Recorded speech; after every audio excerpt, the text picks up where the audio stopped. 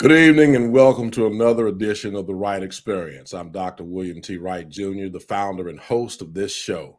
I'm absolutely excited about the opportunity to continue to bring you the very best leaders that I can find from all across the nation. And tonight certainly is no exception. Tonight, I have the pleasure of bringing you the newly elected superintendent of the school district of Philadelphia, Pennsylvania.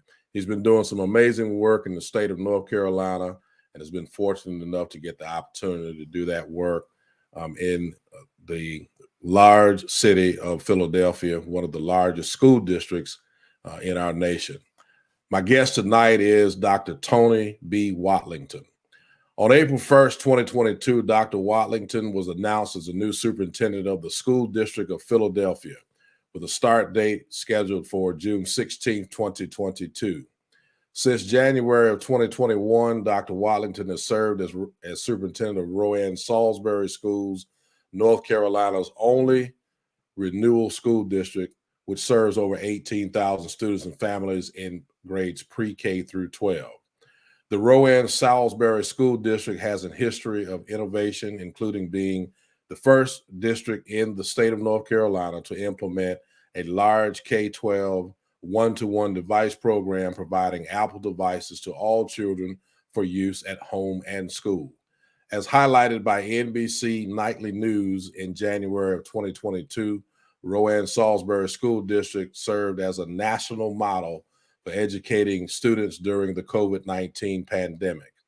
Prior to joining Rowan Salisbury Schools, Dr. Watlington served as chief of schools in Guilford County Schools, which is the third largest school district in the state of North Carolina and the 47th largest in the United States.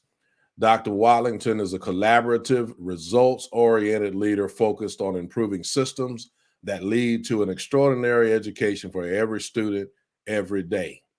A first-generation college graduate and a champion for equity, he is committed to building collaborative school and community teams accountable for creating life-changing opportunities for all children while significantly reducing achievement and opportunity gaps.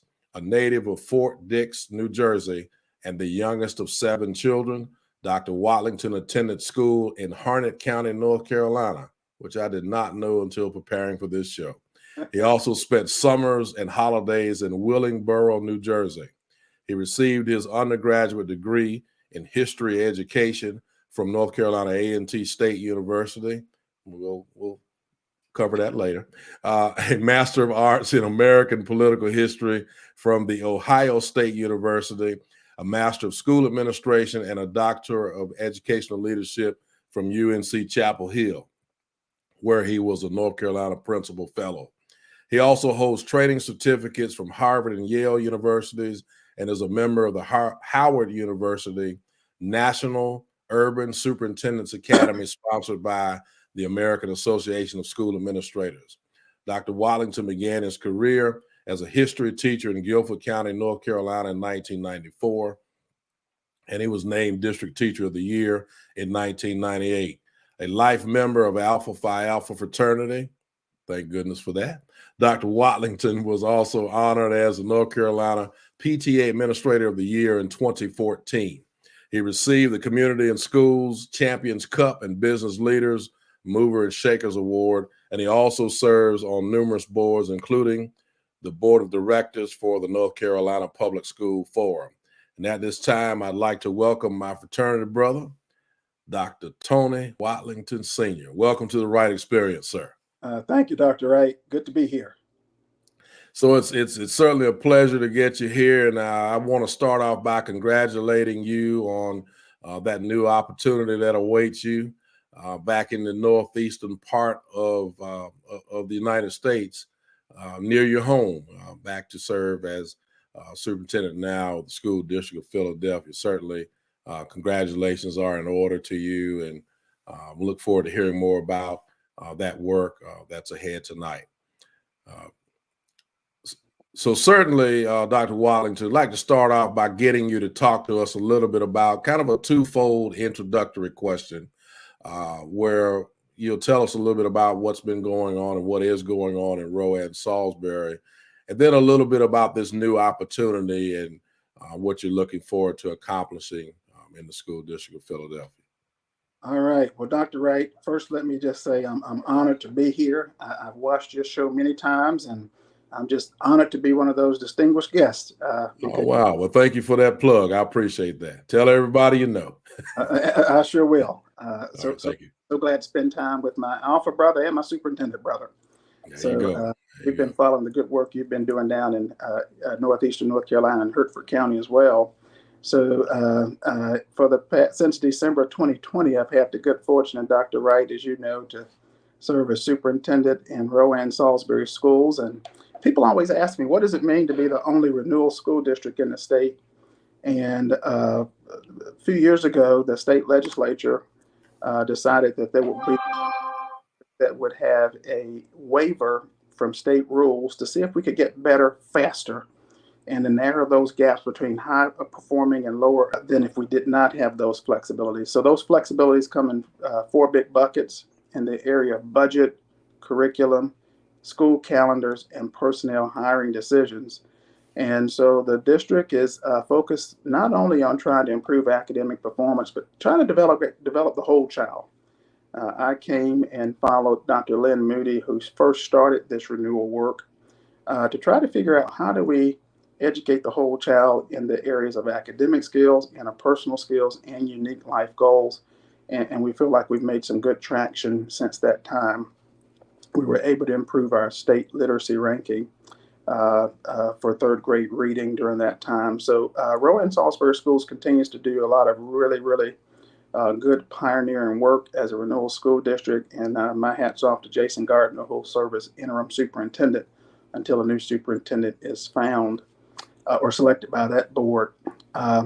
Fast forward to the school district of Philadelphia. Now, Dr. Ryan, you didn't know I grew up most of my young adult years in Harnett County, North Carolina. So I know what it's like to work in tobacco and to do some breaking hard work. And okay. But my father lived in Willingboro, New Jersey. So I went there during the summers, which is on the other side of the Delaware River from Philadelphia. So the school district of Philadelphia, they've had a superintendent, Dr. Bill Height, there for 10 years. They've done some significant work to improve their finances. And the district went from being under state control to being returned to local control thanks to the good work of Dr. Bill Height and his team. And so I just think the place where the Declaration of Independence and the U.S. Constitution were signed is ripe for being a model for large urban school districts. And I think it has the infrastructure to be the model among 13,000 school districts, and particularly the large districts. So I'm excited about the opportunity to work with the Board of Education there and all of the stakeholders there. So stay tuned, sir. Absolutely. So how many schools, approximately, how many students in Philadelphia? The school district of Philadelphia has over 200 schools, 200 schools and 200 plus thousand students. With about 120,000 of those students being in the traditional public schools and some 80 plus thousand students in the school district charter schools. Okay. So it has a pretty large charter school population in addition to the traditional public school students. Well, you certainly are prepared for this time, and we certainly have hats off to that board, School District of Philadelphia board, for making the right selection to have you join them and to lead them to their next journey. And I know it'll go well, and we're certainly excited for you as a fraternity brother, yes, but also as one of your colleagues, and certainly we're looking forward to that continued success. You've done some amazing work where you are now, and certainly we're all behind you, rooting for you to continue to grow that district and make it even more amazing than it already is, I'm sure. And I certainly thank you. So, Dr. Watlington, let's talk a little bit about everybody across the country, and I'm sure that the district that you are currently serving and the one that you will be in a few weeks are probably not unique to this. Let's talk about this whole thing of recruiting and retaining quality personnel, because everybody seems to have an issue with that right now. What are some things that you think that we need to do better as educational leaders, maybe even talk a little bit to the General Assemblies and what have you about this whole notion of recruiting and retaining quality personnel? Well, Dr. Wright, I think there are several things we need to do, and I'm going to start at the state level. Yeah. I think we've really got to lobby the state legislature, not limited to the North Carolina Association of Educators and the Principals and Assistant Principals Association and the State Superintendent Association. We've got to expand that footprint to really lobby the state of North Carolina to show educators by how they allocate budgetary resources that we value the profession and that we're going to do everything we can to recruit and support and retain educators. And so certainly when I think about teachers no longer receiving pay for master's degrees in our state, when I think about the number of teachers who took it as a personal affront whenever teacher tenure was removed, without replacing it with something that clearly says we value the education profession, that really concerns me.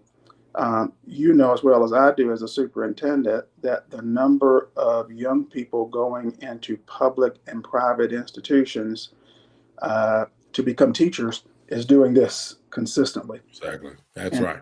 I think we've not only got to make the case about teachers. I don't think we should be making the case that teachers are missionaries or they have this great calling. I think we should be making the case that this is free enterprise capitalism like everything else. The market, we believe in the market for everything else. So as the market share of teachers goes down, supply and demand forces ought to be the driver for significantly increasing salaries, for returning to providing pay for master's degrees. Educational institutions ought to incentivize learning. Certainly, if we don't do it, who will?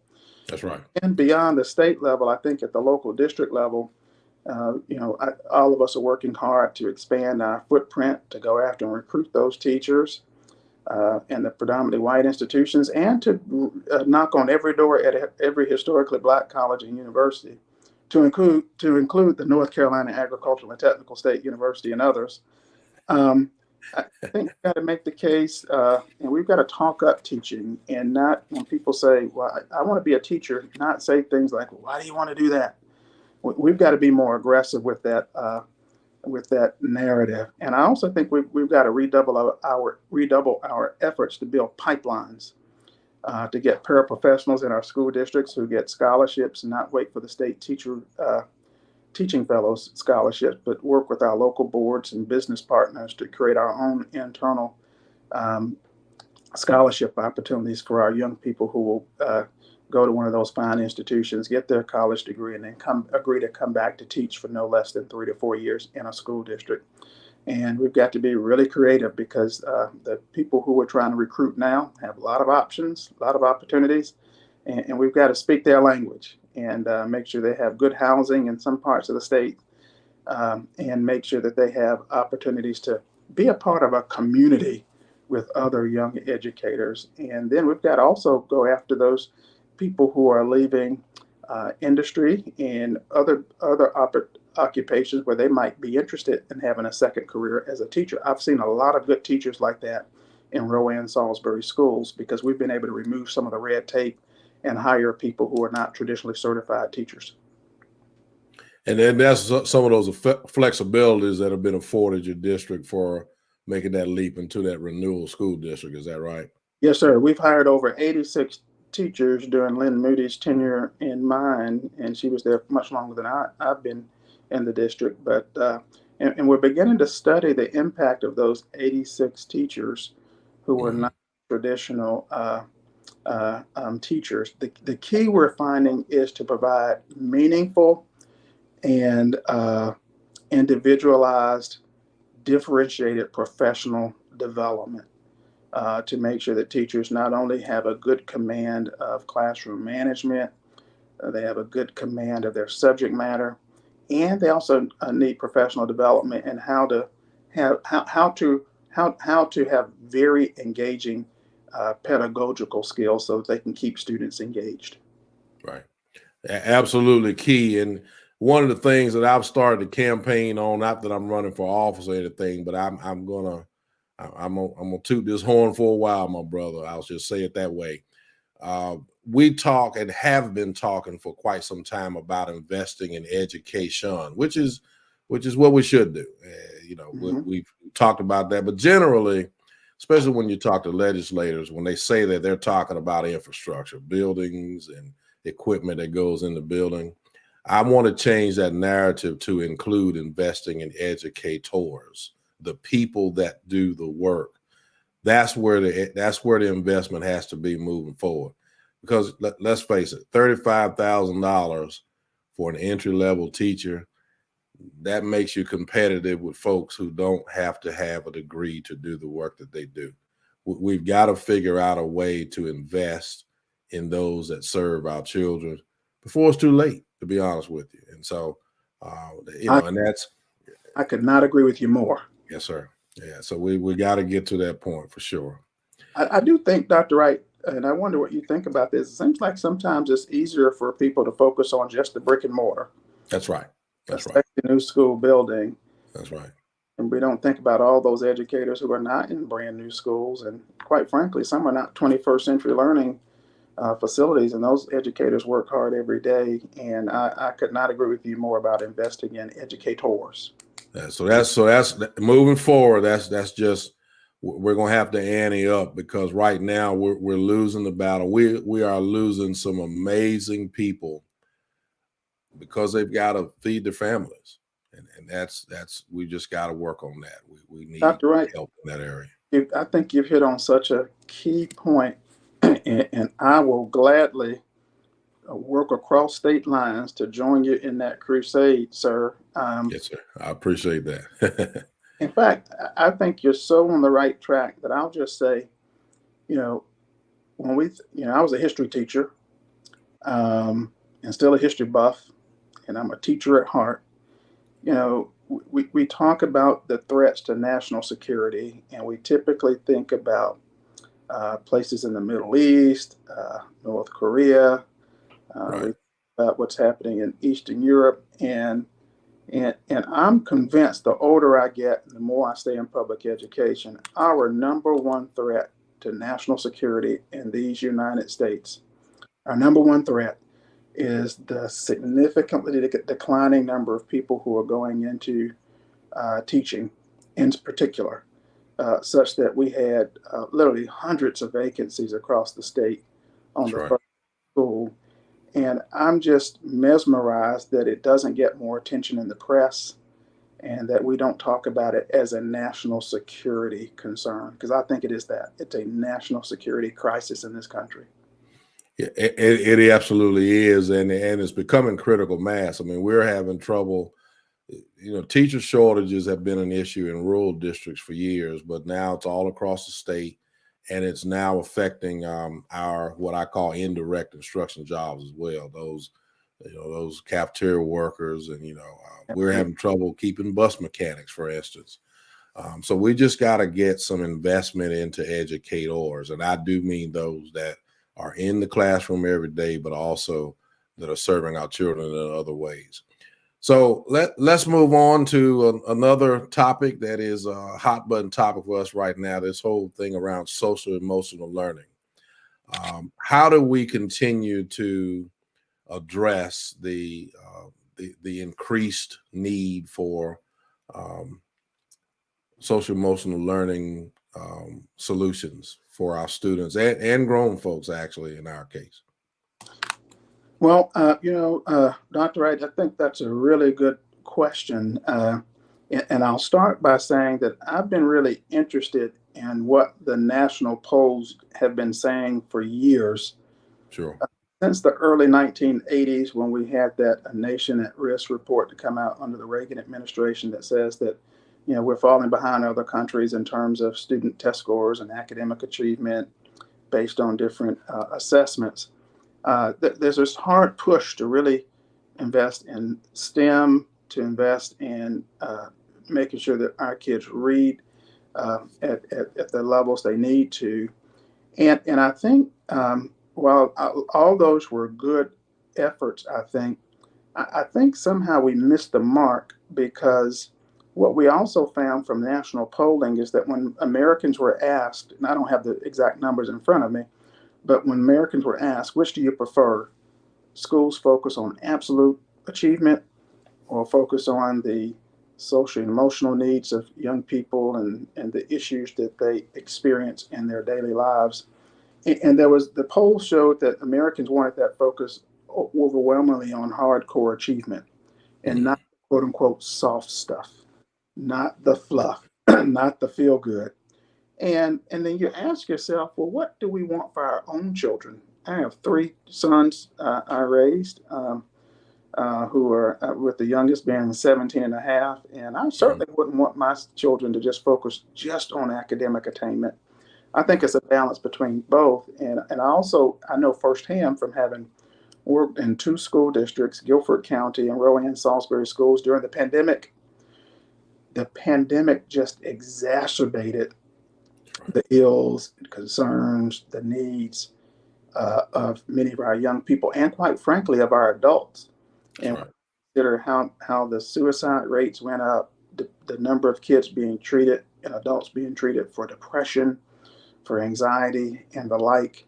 We absolutely have to pay attention to that. And so I'm hopeful that as we exit the pandemic, or whatever phase we're in now, if we're, or as the pandemic goes through a different phase, I'm hopeful that there'll be a lot more support for our social and emotional learning efforts, that they'll be appropriately funded, and that the public will understand how critically important that is, because we don't meet our children's foundational needs to be well emotionally and physically. It's hard to just pour in on the academic side. So I think there has to be balance, and I don't think we should in any way apologize for that. Absolutely. Absolutely. And we have to insist upon it. It's amazing. We all thought, I mean, I think that we were going to see some challenges. I'll say it that way, coming back, but they have, as you said, they've been exacerbated over this pandemic recovery, or getting close to the end of the pandemic, or where we are. Depends on the day of the week. It is, I think, whether we're actually coming out of it or kind of at the end, or what have you. And these solutions are going to have to be in place for some years to come, in my opinion, rather than, let's put a band-aid on it and fix it for a few months. I mean, we're going to have to continue to figure out how to best serve that social emotional learning aspect, as well as the academic side. And some folks have done really well in the past with one side of it, and maybe not so much the other. But we've got to have it all right now if we really want to serve kids the very best that we can. So let's think about this for a minute now. 5 years from now, Dr. Watlington, in your opinion, um, where will public schools be on the current trend that we are? Where do you think we'll be 5 years from now? I think well, when I think about that question, Dr. Wright, I immediately go to the American Association of School Administrators. That organization commissioned the Learning 2025 Task Force Sure, right. to say, well, where are we going in this country, and where do we need to go? And one of the things that stuck out in those forward recommendations was the focus of teaching and learning not being specifically just on academic skills, but giving ourselves the permission to focus on, in Rowan Salisbury, the renewal, our renewal approach calls them interpersonal skills. Uh-huh. All Uh, right. an array of skills that we have to explicitly teach that are not academic in nature, uh, Mhm. and that help prepare kids to be ready for the world of work, to be able to succeed in college when they're on their own, and to de-emphasize rote learning, regurgitating things just for a test, and to help, and for kids to be able to demonstrate their learning in multiple ways, not limited to just one test.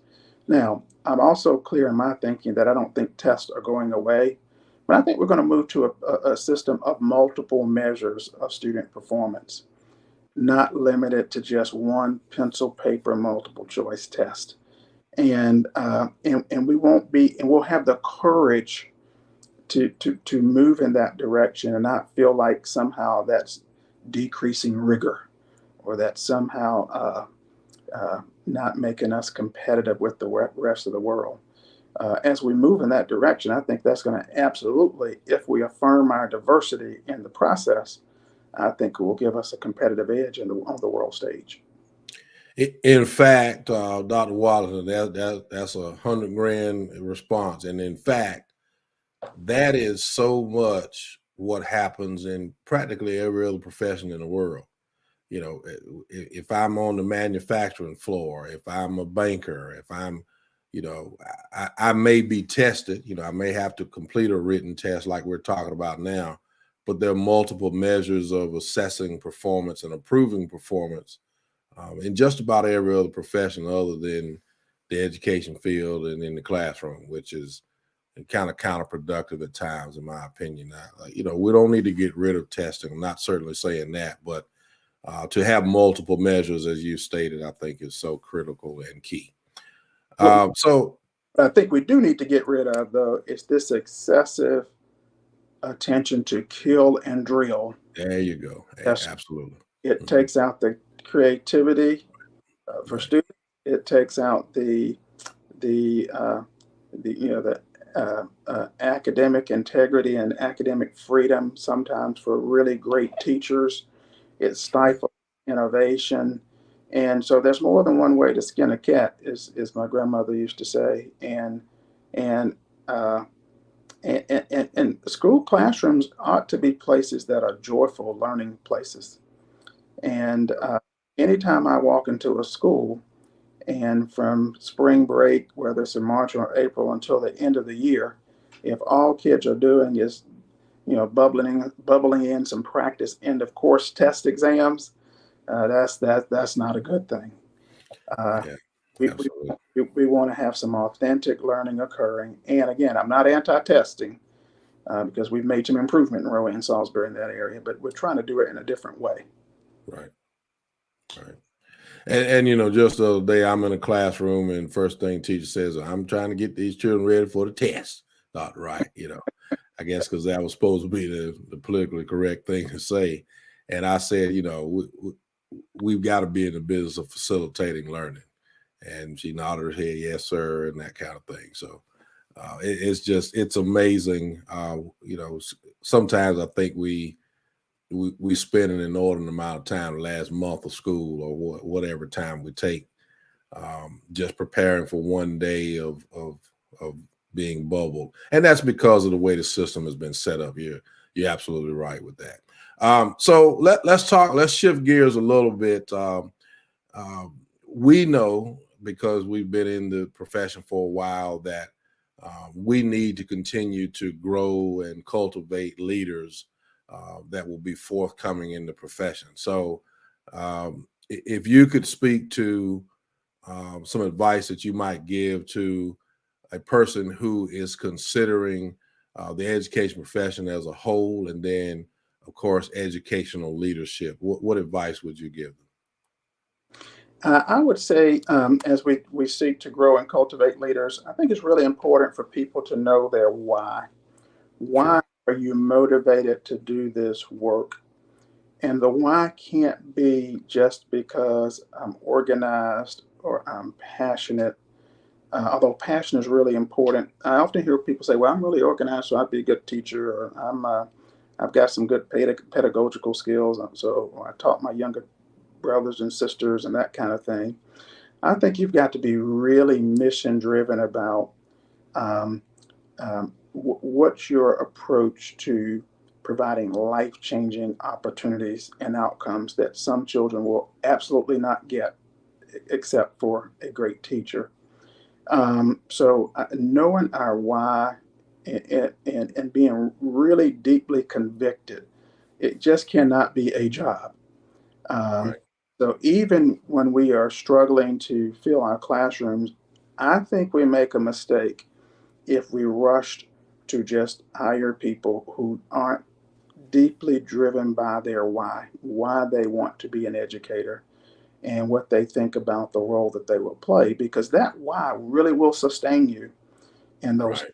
times. Because you know as well as I do, Dr. Wright, that some days are a little tougher than others, but at the end of the day, our good days outweigh the bad days. As that hymn my grandmother used to sing says. And that's the kind of stuff that keeps you going and coming back and giving children an opportunity to have a fresh start every school year. And it gives teachers and principals and superintendents that opportunity to have a fresh start every year. But if we're not clear about our why and we don't fully have a deep, rooted understanding for why we do this work, it's difficult for you every year to see it as a new opportunity. And it's difficult for you to see, the opportunities that abound within all the challenges that are around us. And then it makes it much easier for people to burn out. But so I would say really knowing the why. And then I would say, secondly, really figuring out how to network with a support group.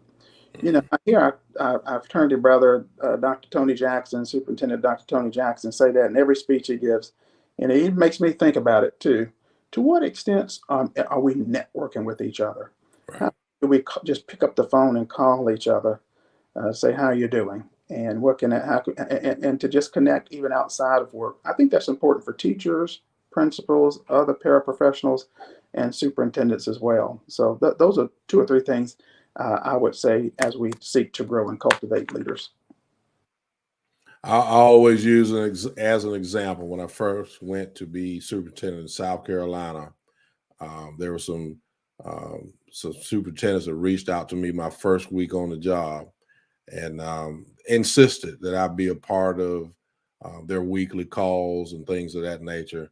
And that helped me tremendously. And sometimes I didn't interject much, particularly at first, until they figured out I had a big mouth. But you're right. That networking at any level is so very, very, very key to success. Because sometimes you just need to run ideas by folks to be able to learn and get better. So that's absolutely awesome advice. Thank you for that. Dr. Watlington, lastly, in terms of the questions I have, speak to us a little bit about, you talked a little bit about literacy earlier. What are some things that we need to do in terms of addressing or continuing to address improvements in literacy, in your opinion? Dr. Wright, can you hear me okay? Yes. For some reason, I've lost my sound connection here. I'm not sure what happened there. Okay, I can hear you Let fine. me So we see were if I asking can about figure literacy. this out. Let's see. Somehow my sound connection just disappeared on me. Okay. I'm not sure what to do. I'm hitting. Any suggestions there? Okay. We will close out and then we'll have you back. How about that? Hold on just 1 second here. Actually, I've completely lost you on the sound, Dr. Wright. I can't.